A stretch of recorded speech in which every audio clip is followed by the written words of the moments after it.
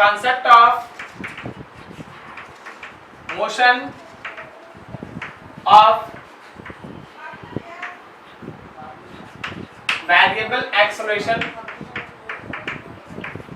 in which acceleration is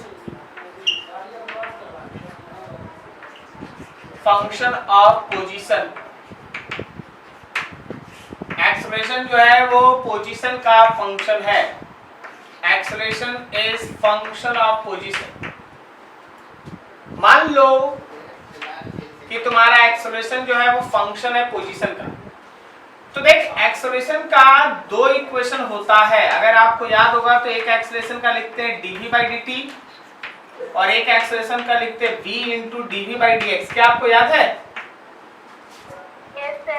yes sir. ठीक है, अब ध्यान दीजिए कि आप एक्सेलरेशन के इस इक्वेशन को यूज करते हैं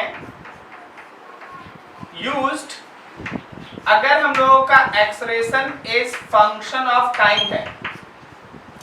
अगर एक्सेलरेशन टाइम का फंक्शन है तो आप इसको यूज करते हैं, लेकिन लेकिन लेकिन लेकिन अगर एक्सेलरेशन फंक्शन है x का तो आप इसको यूज करते हैं। तो आज आपका एक्सेलरेशन उसी x का फंक्शन है, तो वैसे केस में you have to proceed in this way. So sir आप इसमें कैसे चलेंगे? सो देखो जरा ध्यान से, बिकॉज तुम्हारा एक्सेलरेशन लिखा जाएगा v into dv by dx, तो dx से मल्टीप्लाई कर दो तो v into dv, therefore v into dv is equals to a dot dx। अब आप इंटीग्रेट कीजिए, जब आप इसको इंटीग्रेट कीजिएगा then we get velocity as function of x। दूसरा फंक्शन वेलोसिटी x का नया फंक्शन तुमको मिलेगा, वेलोसिटी x का नया फंक्शन तुमको मिलेगा। ठीक है, अब यहां से देखो वेलोसिटी मिल गया x का function. Now for equation of position, अब अगर आपको पोजीशन का इक्वेशन चाहिए तो आप v को लिखिए dx by dt और आप dx लिखिएगा v डॉट dt और फिर इसको इंटीग्रेट करके आपको जो सॉल्व करना है कीजिए। ये बहुत इंटरेस्टिंग है एक्चुअली, आपको जैसे दिख रहा है हम आपके सामने एक दो क्वेश्चन रख के इसको और ज्यादा क्लियर करते हैं। पहले तो आप एक बेसिक क्वेश्चन देखिए ताकि आप चीज को एनालाइज कर सकें। मान लो एक क्वेश्चन ऐसा है, if acceleration is 4x square then find, first है इक्वेशन ऑफ वेलोसिटी, दूसरा है वेलोसिटी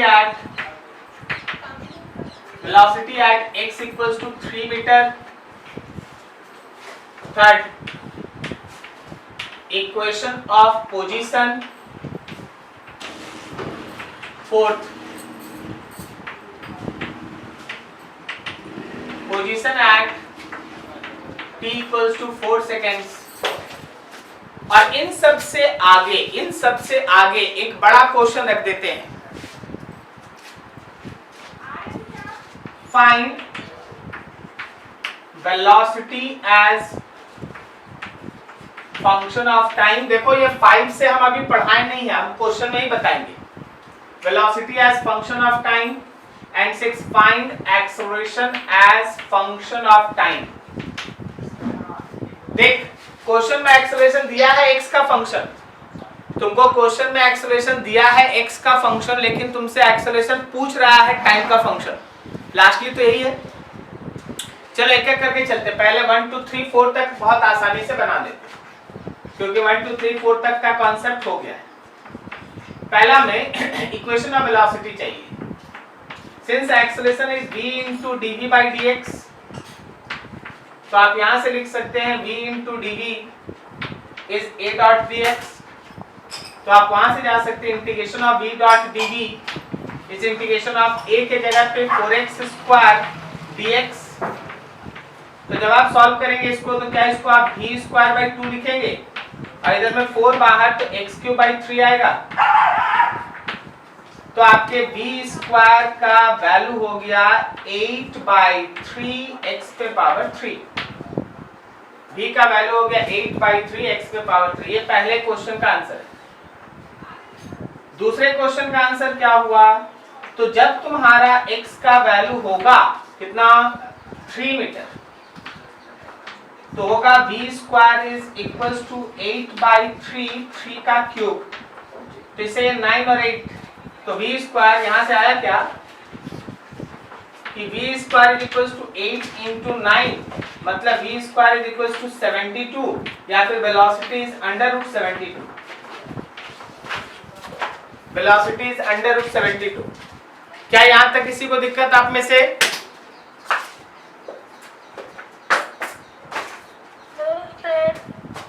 चलो यहां तक नोट करो, फिर इसके बाद आगे बढ़ते हैं, बाकी सब बताएंगे। ओके, नोट करो यहां तक। चलो चलो बच्चे चलो उठो। थर्ड देखो, थर्ड के लिए dx/dt is equals to b। तो dx is equals to b.dt। अब थोड़ा देखना है इंटीग्रेशन के लिए आपको थोड़ा समझना पड़ेगा। वेलोसिटी का इक्वेशन क्या है हम लोग के पास? क्या हम लोग का वेलोसिटी का इक्वेशन, यहां से ध्यान दो, क्या हम लोग के वेलोसिटी का इक्वेशन √8/3 x³ आया?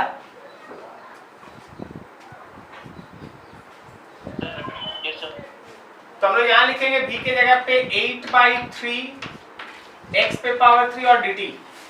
अब इसको थोड़ा समझना है, यहाँ पर सबको समझना। dx इज √8/3 एक साथ कर दो, x³/2 और dt कर दो। तो इंटीग्रेशन में हमेशा ध्यान रखना, जो अभी सिखाएंगे वो हर इंटीग्रेशन में काम आएगा। इंटीग्रेशन में अगर x इधर है ना तो ये x इधर आएगा और t एक साइड, तो आपको लिखना पड़ेगा dx/x³/2। ये तो कांस्टेंट है, रहने दो, 8/3 और dt। अब तुमको इंटीग्रेट करना पड़ेगा। तो क्या हम इसको लिख सकते हैं x⁻³ dx √8/3 और इंटीग्रेशन dt। तो यहां पे आएगा x⁻³ + 1, नीचे में -3/2 + 1। दिस इज √8/3 और dt का इंटीग्रेशन t। तो यहाँ आया x⁻⁻⁻⁻², नीचे -1/2 और यहाँ आया √8/3 एंड t। इसको इधर भेज दो, x⁻⁻1/2 इज इक्वल्स टू, इसको इधर ले आए, -1/2 8/3t। ये मेरे x का इक्वेशन है, ठीक है, ये मेरे x का इक्वेशन है वहां पे। तो थर्ड आ गया इक्वेशन ऑफ पोजीशन, ये थर्ड वाला, position at t = 4 second. Now fourth, जब आपका टाइम होगा 4 सेकेंड, पुट कर दीजिए भाई 4 सेकेंड। तो x⁻⁻1/2 इज इक्वल्स टू -1/2 √8/3 और टाइम की जगह 4 सेकेंड। सॉल्व कर लिए, इससे ये कट गया 2 टाइम्स। तो x⁻⁻1/2 इज इक्वल्स टू -2 √8/3। अब देखो, जैसे यहां से अगर x निकालना है तो क्या हम लोग x⁻⁻1/2 पे पावर -2 डालेंगे, तो इधर होगा -2 √8/3 और फिर से -2 पावर, ये हो गया x। अब इसको थोड़ा सॉल्व कर लो, इसको थोड़ा सॉल्व कर लो। क्या ये 1/2 √8/3 का स्क्वायर होगा? मैथमेटिक्स इधर समझ में आ रहा है? मैथमेटिक्स, फिजिक्स खत्म हो गया, मैथमेटिक्स चल रहा है, कैलकुलेशन चल रहा है।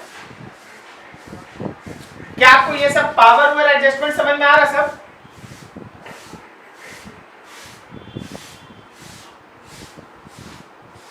अरे बोलो,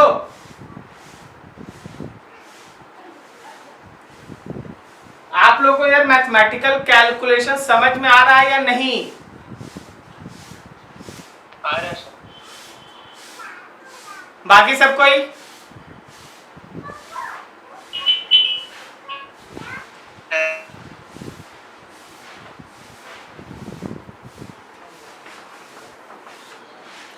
तो x का वैल्यू हो गया, x का वैल्यू हो गया 2 का स्क्वायर 4 8/3, 1/4 इंटू 8/3, तो ये 3 ऊपर चला गया और नीचे हो गया 24। This is value of x।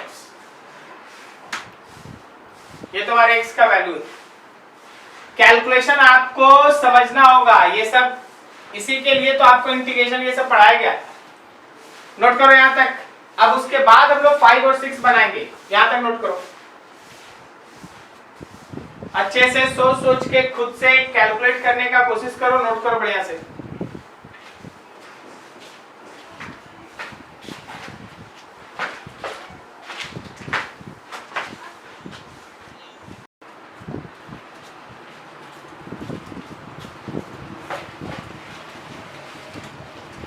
अभी हो गया?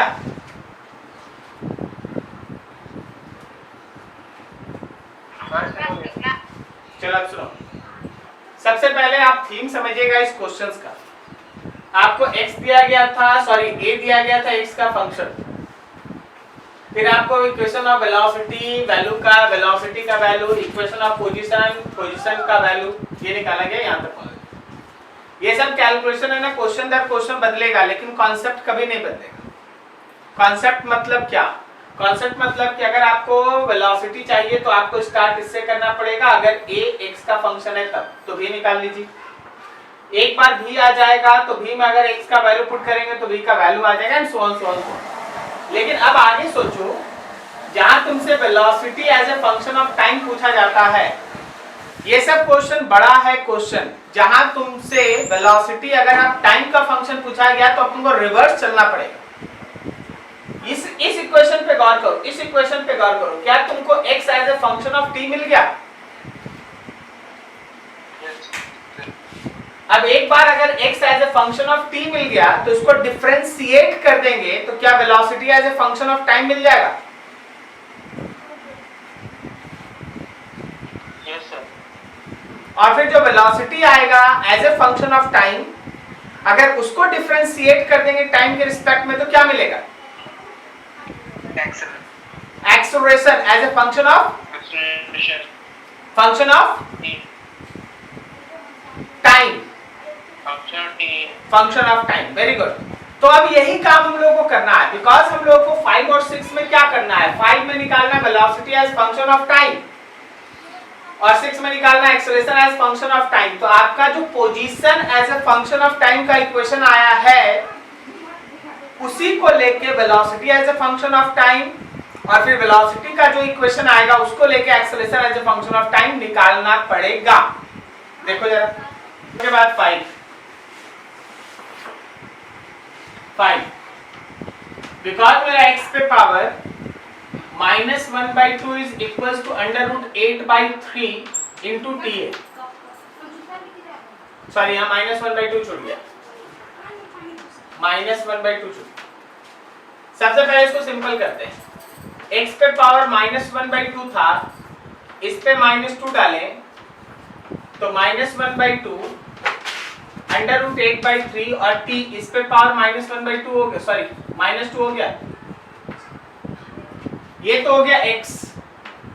उधर क्या बचा? उधर हो गया है -1/2 √8/3 पावर -1/2, सॉरी -2 और t पे पावर -2 आ गया। थोड़ा इसको सिंपलीफाई कर देते हैं। x इज इक्वल टू, अभी तक हम लोग वेलोसिटी नहीं कर रहे, अभी तक हम लोग जो इक्वेशन आया उसी को सिंपल कर रहे हैं। जो इक्वेशन आया उसको सिंपल कर रहे हैं, डिफरेंशिएशन के हिसाब से एडजस्ट कर रहे हैं। क्या ये वैल्यू माइनस की वजह से 1/2 √8/3 का स्क्वायर हो गया और साइड t पे पावर -2, तो x हो गया मेरा 1/4 इंटू 8/3 और t पे पावर -2, so x हो गया 3/32 और t पे पावर -2। रहने दो, ये मेरा x आया। लेकिन हमको तो v चाहिए as a function of time. तो अगर आपको v चाहिए as a function of time तो आप पढ़े हैं v is equals to dx by dt, then v is equals to d by dt of x के जगह पे 3 by 32 t पे पावर -2, 3 by 32 t पे power -2, v is equals to 3 by 32 power आगे -2 आगे और पावर में एक और -3, सो -2 से ये कटा 16, तो वेलोसिटी का इक्वेशन हो गया -3 by 16 t पे power -3। This is equation of velocity as a function of time. ये रहा वेलोसिटी का equation as a function of time. क्या आप सभी को समझ में आ रहा है?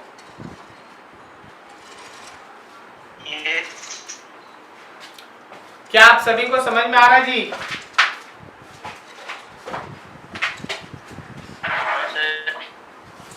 ठीक है, अब बताओ इसके बाद अगर हमको एक्सेलरेशन चाहिए as a function of time तो क्या करें हम लोग? तो क्या हम यहां से ऐसे छोड़ दें कि आप अगला बना दीजिएगा? Now for acceleration as function of time, बस आप इस वेलोसिटी को टाइम के रिस्पेक्ट पर डिफरेंशिएट कर दीजिए। एक बार में आंसर लिख दें, एक बार में आंसर लिख देते हैं, आप देख लेना, चेक कर लेना। -3 आगे आ गया, माइनस प्लस 9 by 16 t पे पावर -4, क्या बोलता है? सही है? Yes sir. तो that is acceleration as a function of time. Note करो, अगला क्वेश्चन दे रहे, बनाना पड़ेगा, नोट करो इसको अच्छे से। क्वेश्चन ये है, if acceleration is function of position as a equals to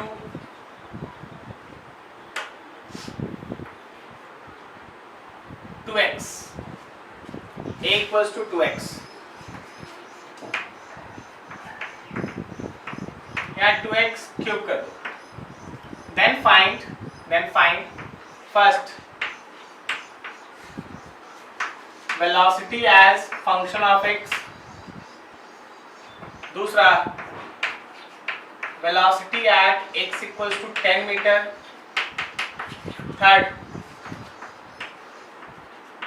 position as function of time, fourth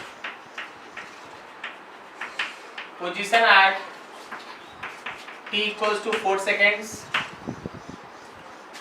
fifth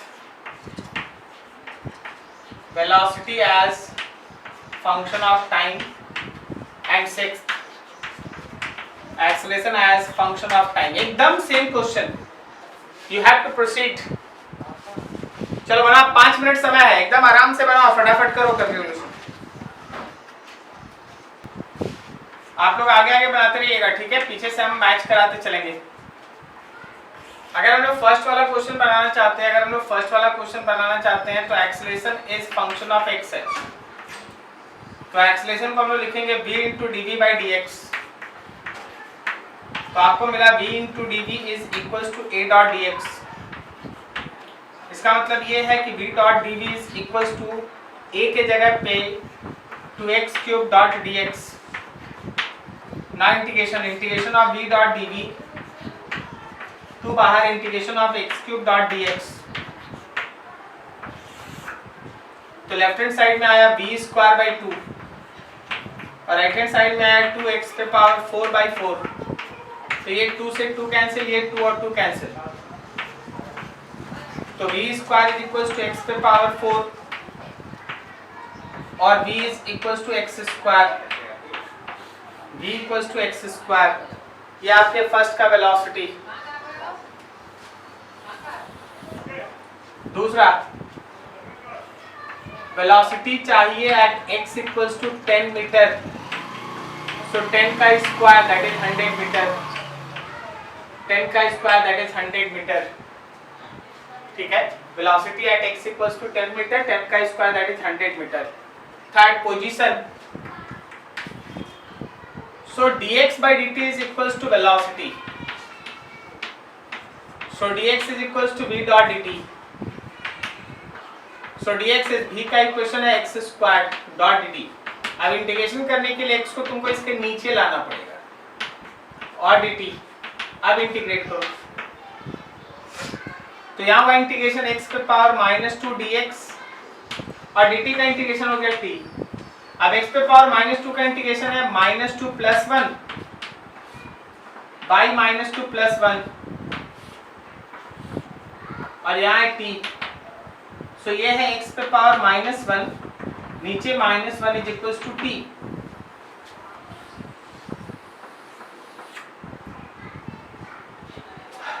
x पे power -1 is equals to -t.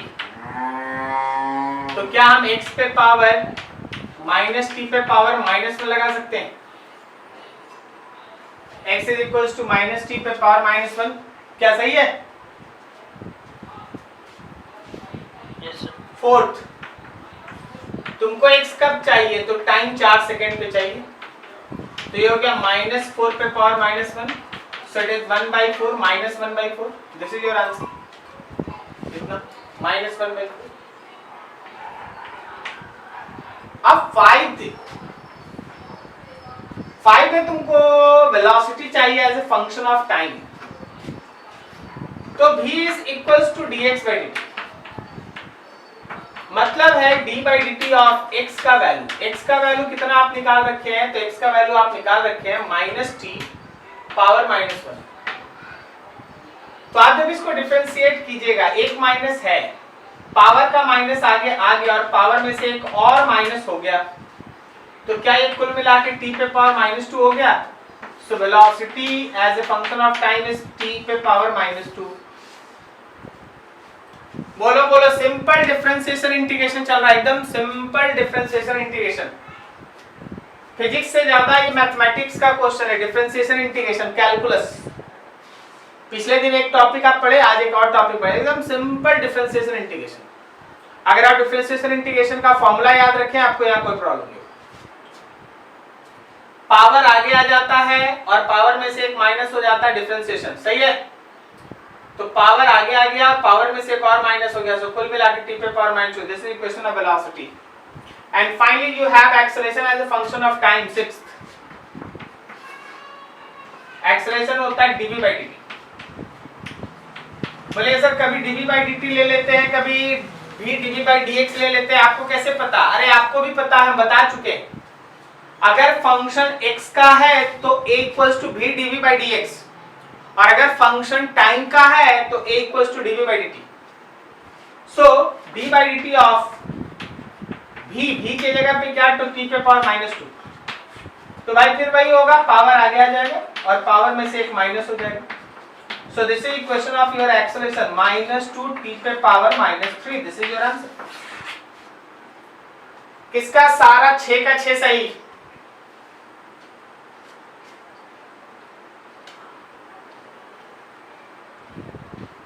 One 2 3 4 किस किस का सही? सर मेरा. ठीक. तो 5 और 6 में क्या प्रॉब्लम हो गया जी आपको?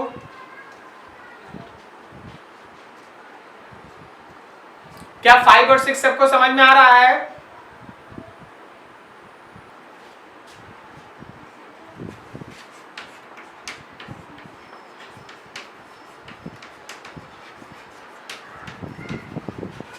Concept of relative motion. Concept of relative motion. मान लो जैसे हम लोगों के पास यहां पे x, y और z ऐसा 3 पर्सन. याद रखना कि ये x जो है वो रेस्ट में है, y आगे की तरफ बढ़ रहा है vy से, और z है ना आगे की तरफ बढ़ रहा है vz से, और ये वाला वेलोसिटी y के साथ बराबर नहीं है. ठीक है, ऐसा है. अब यहां ध्यान दो, एक ऐसा ऑब्जर्वर है जो रेस्ट में है, ऑब्जर्वर एक्स कैसा, रेस्ट में। तो जो मोशन हम लोगों का y का है, motion of y is actually said to be actual motion, इसको आप एक्चुअल मोशन कहते हैं। Motion of z is again actual motion of y and actual motion of z। अगर कोई ऑब्जर्वर रुका है या ग्राउंड के रिस्पेक्ट में अगर आप किसी मोशन को डिक्टेट करते हैं, बताते हैं, देखते हैं, बोलते हैं, तो वो उस बॉडी का एक्चुअल मोशन होता है। जैसे रोड के रिस्पेक्ट में कोई गाड़ी चल रहा है, रोड के रिस्पेक्ट में कोई गाड़ी है, उसका स्पीड है 70 किलोमीटर पर आवर, तो ये उस व्हीकल का, ये उस गाड़ी का, ये उस कार का एक्चुअल वेलोसिटी है। लेकिन उस कार के बगल में एक ऑटो चल रहा है, उस कार के बगल में एक ऑटो चल रहा है, तो ऑटो अगर चल रहा है और ऑटो का कोई पैसेंजर अगर कार के मोशन को देखता है, तो ये कार का रिलेटिव मोशन है।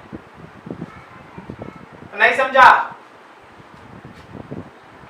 जी सर। अगर कोई ऑब्जर्वर एक्स रेस्ट में है या फिर विथ रिस्पेक्ट टू ग्राउंड, या तो ऑब्जर्वर रेस्ट में होना चाहिए या आप ग्राउंड के रिस्पेक्ट में अगर आप बात करते हैं तो एक्चुअल मोशन का बात करते हैं। लेकिन अगर हम लोग बात करें ऑब्जर्वर y के रिस्पेक्ट में जो खुद मोशन में है, तो याद रखना कि motion of x is relative motion of x,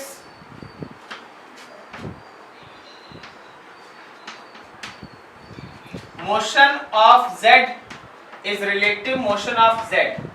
तो देखो बस एकदम थीम एक छोटा सा निकलता है, फिजिक्स का एक सिंपल सा कॉन्सेप्ट निकलता है कि कोई भी ऑब्जर्वर रेस्ट में है या ग्राउंड के रिस्पेक्ट में अगर हम किसी दूसरे बॉडी के मोशन को डिक्टेट करते हैं, बताते हैं या पढ़ते हैं या देखते हैं, तो वो उस बॉडी का एक्चुअल मोशन है, क्योंकि उसका ऑब्जर्वर रेस्ट में था ग्राउंड के रिस्पेक्ट में। लेकिन अगर कोई मूविंग बॉडी के रिस्पेक्ट में आप दूसरे किसी बॉडी का मोशन डिक्टेट करते हैं, तो वो उस बॉडी का रिलेटिव मोशन होता है। अगर ऑब्जर्वर रेस्ट में है तो एक्चुअल मोशन, और अगर ऑब्जर्वर मोशन में है तो रिलेटिव मोशन। क्या समझा? हाँ सर। कभी भी अगर एक बॉडी मोशन में रहे और दूसरे को देखे तो वो रिलेटिव है, लेकिन कोई रुका हुआ बॉडी अगर किसी दूसरे को देखे तो वो उसका एक्चुअल। यही इस सिंपल से कॉन्सेप्ट के अंदर आपको आता है। तो हम लोग को कॉन्सेप्ट क्या पढ़ना है? Relative motion. रिलेटिव मोशन का एक बेसिक डेफिनेशन तैयार हुआ,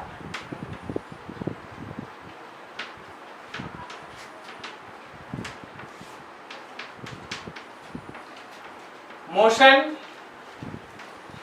of any other body with respect to any observer which is already in motion is called relative motion. For example, एक एग्जाम्पल समझो। For example, motion of A with respect to B which is already in motion is called relative motion of A with respect to B is called relative motion of A with respect to B। A का motion B के respect में, A with respect to B move कर रहा है और B already motion में है, तो ए का मोशन बी के रिस्पेक्ट में। अब हम कुछ टर्म लिखते हैं, उसको थोड़ा एनालाइज करना और समझना क्या लिखा हुआ है। अगर हम लिखते हैं बी ए बी, तो इसका मतलब है relative velocity of A with respect to B. और अगर हम लिखते हैं भी बी ए, तो इसका मतलब है relative velocity of B with respect to A. अगर हम लिखते हैं एक्सेलरेशन ए बी, तो इसका मतलब है relative acceleration of A with respect to B. और अगर हम लिखते हैं एक्सेलरेशन बी ए, तो relative acceleration of B with respect to A. अगर हम लिखते हैं आर ए बी, तो इसका मतलब है relative position of A with respect to B. और अगर हम लिखेंगे आर बी ए, तो तुम बोल सकता है relative position of B with respect to A. ये चीज तो जो आगे लिखने वाले हैं उन सब टर्म का मीनिंग समझ लेना। अगर हम लिखते हैं भी पी क्यू, अगर हम लिखते हैं भी पी क्यू, तो बोलो किसका मोशन किसके रिस्पेक्ट में है? Motion of P motion with respect to Q. हाँ, motion of P with respect to Q है।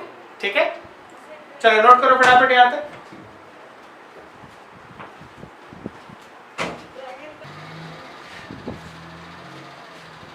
देखो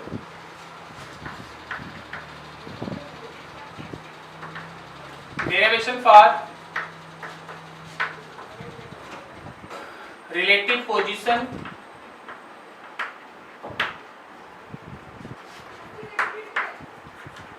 relative velocity and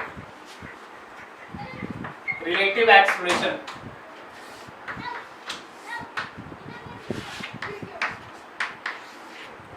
Relative position, relative velocity and relative acceleration.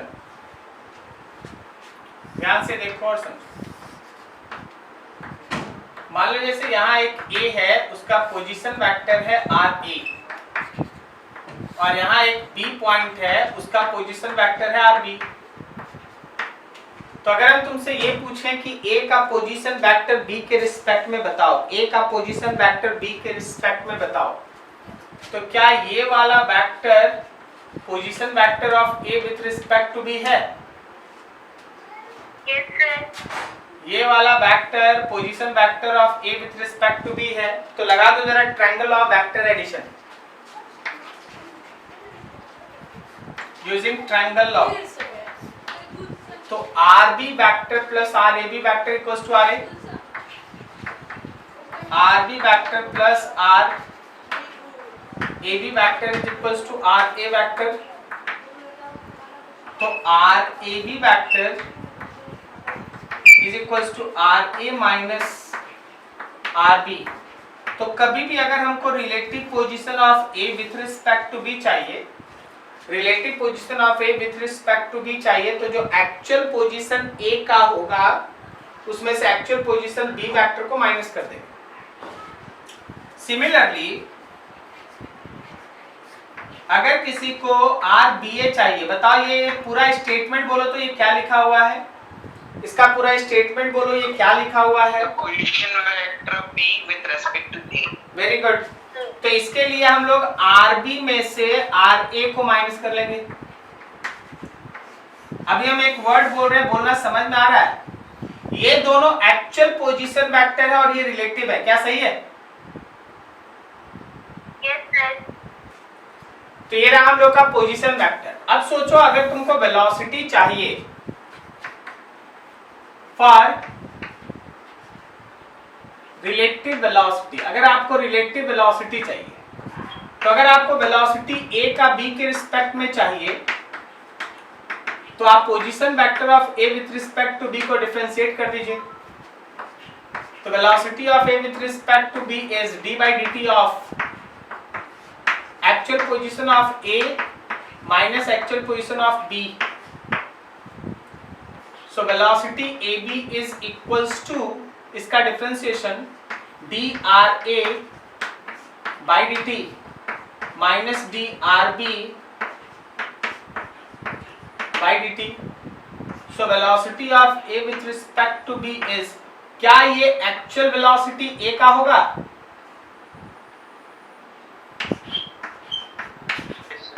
और क्या ये एक्चुअल वेलोसिटी बी का होगा? तो फिर से बात वही है, एकदम सिंपल बात कि अगर आपको रिलेटिव वेलोसिटी ए का चाहिए बी के रिस्पेक्ट में, अगर आपको रिलेटिव वेलोसिटी ए का चाहिए बी के रिस्पेक्ट में, तो एक्चुअल वेलोसिटी ऑफ ए में से एक्चुअल वेलोसिटी बी को माइनस कर दीजिए।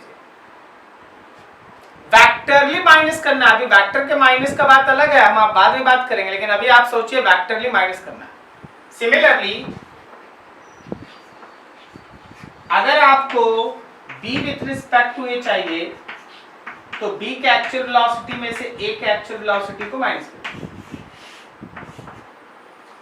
इसी तरह एक बार और डिफरेंशिएशन कर लो, एक्सेलरेशन भी आ जाएगा। फॉर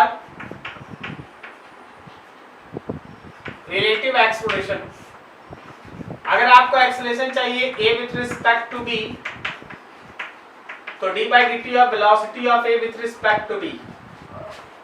अगर आपको एक्सेलरेशन चाहिए विथ रिस्पेक्ट टू b, तो d by dt of velocity of a minus velocity of b। Acceleration of a with respect to b is d by dt of velocity of a minus d by dt of velocity of b। Acceleration of a with respect to b is, ये रहा हम लोगों के पास acceleration a minus ये रहा हम लोगों के पास एक्सेलरेशन b।